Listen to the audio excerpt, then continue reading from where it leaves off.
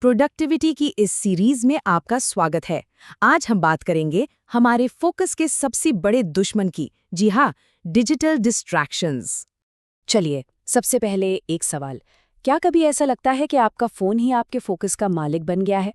मतलब काम के बीच में वो लगातार आने वाले पिंग्स, अलर्ट्स ध्यान को 100 अलग-अलग दिशाओं में खींचते रहते हैं?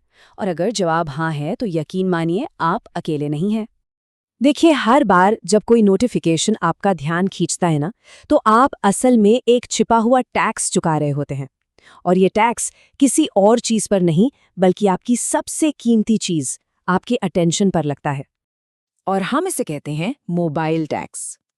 ये एक ऐसा मेंटल टोल है जो हर उस नोटिफिकेशन के साथ कटता है जो आपको गहरे काम से बाहर खींच लाता है। वो डोपामाइन का छोटा सा किक मजा तो देता है, पर आपके फोकस की लय को पूरी तरह से तोड़ देता है। अब सवाल ये है कि इस टैक्स की कीमत कितनी है? आपको जान के हैरानी होगी, रिसर्च बताती है कि किसी भी एक डिस्ट्रैक्शन के बाद वापस उसी लेवल के फोकस पर आने में औसतन 23 मिनट और 15 सेकंड लग जाते हैं। चौंक गए ना? अब जरा सोचिए, दिन भर में ये कितना समय बर्बाद होता होगा। और ऐसा होता है एक चीज की वजह से, जिसे कहते हैं अटेंशन रेजिड्यू।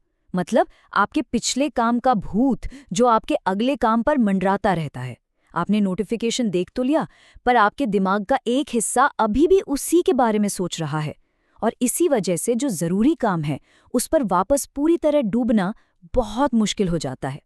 लेकिन क्या हो अगर मैं कहूं कि इस मॉडर्न प्रॉब्लम का सॉल्यूशन किसी नए ऐप में नहीं, बल्कि एक बहुत ही पुरानी, सदियों पुरानी कहानी में छिपा है? ये कहानी है महाभारत की। गुरु द्रोणाचार्य अपने सभी शिष्यों की तीरंदाजी की परीक्षा ले रहे थे।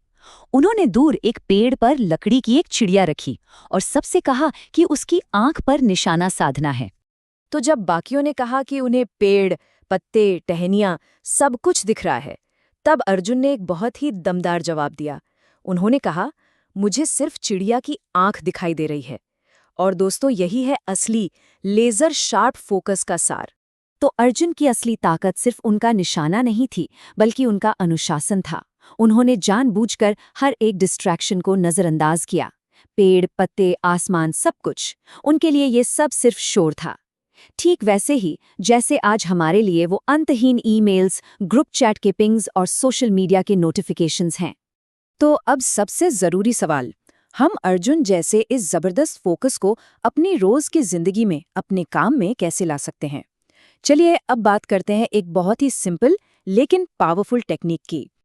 आज के दौर में चिड़िया की आंख पर फोकस करने का तरीका है कम्युनिकेशन बैचिंग।